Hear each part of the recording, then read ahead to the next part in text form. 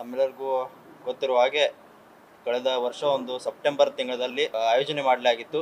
ಈ ಒಂದು ತಿಂಗಳ ಅವಧಿವರೆಗೆ ಈ ಚುನಾವಣೆ ಪ್ರಕ್ರಿಯೆ ಒಂದು ಸಮಯಾವಕಾಶ 30 ದಿನದ ಕಾಲ ನಮಗೆ ಸಮಯಾವಕಾಶನ ಕೊಟ್ಟಿದ್ದರು. ಆ ಸಮಯದಲ್ಲಿ ಅನೇಕ ಯುವಕರು ರಾಜ್ಯಾದ್ಯಂತ ಬ್ಲಾಕ್ ಮಟ್ಟದಲ್ಲಾಗಿರ್ಬೋದು, ಅಸೆಂಬ್ಲಿ ಆಗಿರ್ಬೋದು, ಜಿಲ್ಲಾ ಮಟ್ಟದಲ್ಲಾಗಿರ್ಬೋದು ಮತ್ತು ರಾಜ್ಯಾದ್ಯಂತ ಎಲ್ಲ ಕಡೆ ಅವರು ಓಡಾಡಿ ಮೆಂಬರ್ಶಿಪ್ ಡ್ರೈವ್ ಮಾಡೋ ಮುಖಾಂತರ ಮೆಂಬರ್ಶಿಪ್ ಡ್ರೈವ್ ಮಾಡೋ ನಂತರವೇ ವೋಟಿಂಗ್ ಪ್ರಕ್ರಿಯೆ ಮಾಡೋ ಮುಖಾಂತರ ಈ ಚುನಾವಣೆ ಪ್ರಕ್ರಿಯೆಯನ್ನು ಮಾಡಿದರು. ಅದರಲ್ಲಿ ಹಲವಾರು ಯುವಕರು ನಮ್ಮ ಪರವಾಗಿ ನಾವು ನಿಂತಿದ್ದಂಥ ಸ್ಥಾನ ರಾಜ್ಯ ಪ್ರಧಾನ ಕಾರ್ಯದರ್ಶಿ ಸ್ಥಾನಕ್ಕೆ ಅವರು ಆಶೀರ್ವಾದವನ್ನು ಮಾಡಿದರು. ಅದರಂತ ಮೊನ್ನೆ ತಾನೇ ಆ ಫಲಿತಾಂಶ ಹೊರಬಂದಿದೆ. ಆ ಫಲಿತಾಂಶದಲ್ಲಿ ನಮಗೆ ಸುಮಾರು 1,80,000 ಮತಗಳ ಕೊಡುವ ಮುಖಾಂತರ ರಾಜ್ಯಾದ್ಯಂತ ಎಲ್ಲ ಯುವ ಕಾಂಗ್ರೆಸ್ದ ಕಾರ್ಯಕರ್ತರು ನಮಗೆ ಆಶೀರ್ವಾದ ಮಾಡಿದ್ದಾರೆ, ಯುವಕರು ಆಶೀರ್ವಾದ ಮಾಡಿದ್ದಾರೆ. ಅದಕ್ಕೆ ಮೊದಲನೇದಾಗಿ ಆ ಎಲ್ಲ ಮತದಾರ ಬಾಂಧವರಿಗೆ ನಾನು ತಮ್ಮ ಮಾಧ್ಯಮ ಮುಖಾಂತರ ಅವರಿಗೆ ಹೃದಯಪೂರ್ವಕ ಧನ್ಯವಾದನ ಹೇಳಲಿಕ್ಕೆ ಬಯಸುತ್ತೇನೆ.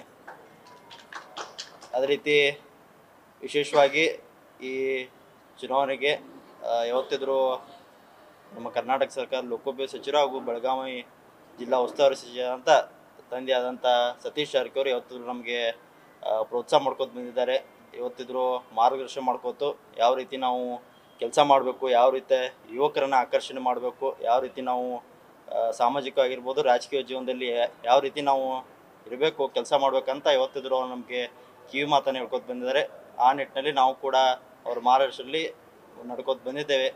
ಮುಂದಿನ ದಿನಗಳಲ್ಲಿ ಕೂಡ ಅವರ ಕೊಟ್ಟಂಥ ದಾರಿಯಲ್ಲಿ ಅವರ ಸಲಹೆ ಸೂಚನೆವರೆಗೆ ನಾವು ಕೆಲಸ ಪಕ್ಷ ಪರವಾಗಿ ಮಾಡ್ತೀವಿ. ಪಕ್ಷ ಕೊಟ್ಟಂಥ ಯಾವುದೇ ಜವಾಬ್ದಾರಿ ಆಗಿರ್ಬೋದು, ಪಕ್ಷ ಸಂಘಟನೆ ಆಗಿರ್ಬೋದು, ಯುವಕರಿಗೆ ವಿಶೇಷವಾಗಿ ಯೂತ್ ಕಾಂಗ್ರೆಸ್ ವತಿಯಿಂದ ಯುವಕರಿಗೆ ನಮ್ಮ ಪಾರ್ಟಿಗೆ ಸೆಳೆಯುವಂಥ ಆಗಿರ್ಬೋದು, ಯುವಕರ ಪರವಾಗಿ ಮಾಡಿದಂಥ ವಿವಿಧ ಯೋಜನೆಗಳನ್ನು ಮುಟ್ಟಿಸುವಂಥದ್ದಾಗಿರ್ಬೋದು, ಇಂಥ ವಿಶೇಷ ಕಾರ್ಯಕ್ರಮಗಳನ್ನ ಹಮ್ಮಿಕೊಂಡು ಈ ಸ್ಥಾನವನ್ನು ನಾವು ಯಶಸ್ವಿಯಾಗಿ ನಿಭಾಯಿಸಲಿಕ್ಕೆ ಒಂದು ತಯಾರಿಯನ್ನು ಮಾಡ್ಕೊಳ್ತೇವೆ.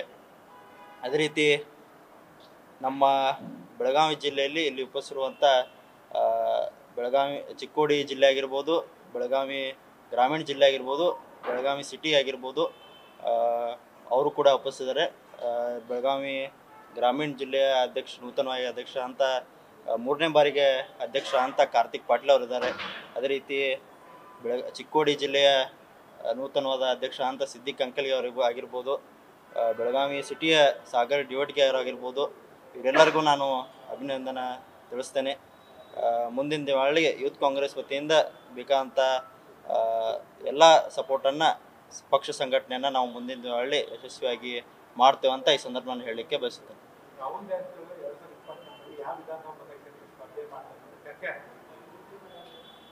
ಈಗ ತಂದೆಯವರ ಮಾರ್ಗದರ್ಶನಂತೆ ನಾವು ಈ ಚುನಾವಣೆಗೆ ನಾವು ನಿಂತಿದ್ವಿ. ಈ ಪಕ್ಷ ನಮಗೆ ಒಂದು ಜವಾಬ್ದಾರಿಯನ್ನು ಕೊಟ್ಟಿದೆ. ಸದ್ಯ ಮಟ್ಟಿಗೆ ನಾವು ಬರೀ ಪಕ್ಷ ಸಂಘಟನೆ ಆಗಿರ್ಬೋದು ನಿಭಾಯಿಸಲಿಕ್ಕೆ ಒಂದು ಪ್ರಯತ್ನವನ್ನು ಮಾಡ್ತೀವಿ. ಮುಂದಿನ ದಿನಗಳಲ್ಲಿ ಇನ್ನೂ ಯಾವ ರೀತಿ ನಾವು ತೊಗೋಬೇಕಂತ ಇನ್ನೂ ಚರ್ಚೆ ಆಗಿಲ್ಲ ಅಂತ ಹೇಳ್ತೀವಿ.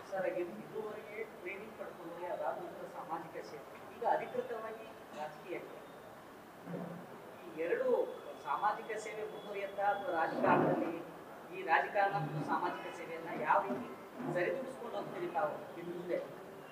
ನಾವು ಕಳೆದ 3-4 ವರ್ಷಗಳಿಂದ ಸಾಮಾಜಿಕ ಆಗಿರ್ಬೋದು ಮತ್ತು ರಾಜಕೀಯ ಸಂಬಂಧಪಟ್ಟಂಥ ಕ್ಷೇತ್ರಗಳಲ್ಲಿ ಸತತವಾಗಿ ನಾವು ಕೆಲಸ ಮಾಡ್ಕೊತ ಬಂದಿದ್ದೇವೆ. ತಂದೆಯವರ ಚುನಾವಣೆಯಲ್ಲಿ ಸಹಾಯ ಮಾಡೋದಾಗಿರ್ಬೋದು, ಸಾಮಾಜಿಕವಾಗಿ ನಮ್ಮ ಫೌಂಡೇಶನ್ ವತಿಯಿಂದ ಆಗಿರ್ಬೋದು ವಿವಿಧ ಕಾರ್ಯಕ್ರಮವನ್ನು ನಾವು ಹಮ್ಮಿಕೊಂಡು ಬಂದಿದ್ದೇವೆ. ಅದಕ್ಕೆ ಇನ್ನು ಮುಂದೆ ಕೂಡ ನಮ್ಮ ಯೂತ್ ಕಾಂಗ್ರೆಸ್ ವತಿಯಿಂದ ಏನೇನು ಮಾಡಲಿಕ್ಕೆ ಸಾಧ್ಯವೋ ಎಲ್ಲವನ್ನು ನಾವು ಸಮಾಜ ಸೇವೆಯನ್ನು ನಿರಂತರವಾಗಿ ಜಾರಿ ಇಡ್ತೇವೆ ಅಂತ ಈ ಸಂದರ್ಭ ಹೇಳಿದ್ವಿ. ಯೂತ್ ಕಾಂಗ್ರೆಸ್ ಎಲೆಕ್ಷನ್ನಲ್ಲಿ ಪ್ರಚಂಡವಾದಂಥ ಗೆಲುವು ಕೊಟ್ಟು ಈಗ ನಾವು ರಾಜಕೀಯ ಫುಲ್ ಟೈಮ್ ರಾಜಕೀಯ ಮಾಡ್ಬೋದಂತ ಜನಾನೇ ಸರ್ಟಿಫಿಕೇಟ್ ಕೊಡ್ಬೋದು.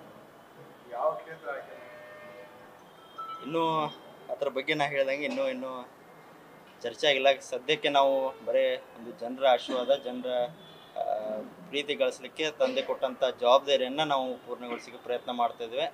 ಅದರ ಬಗ್ಗೆ ಇನ್ನೂ ಚರ್ಚೆ ಆಗಿಲ್ಲ ಅಂತ ಹೇಳ್ಬೋದು. ನ್ಯೂಸ್ ಫಸ್ಟ್ ನಿರ್ಭೀತಿಯಿಂದ ನಿಮ್ಮ ಪರವಾಗಿ.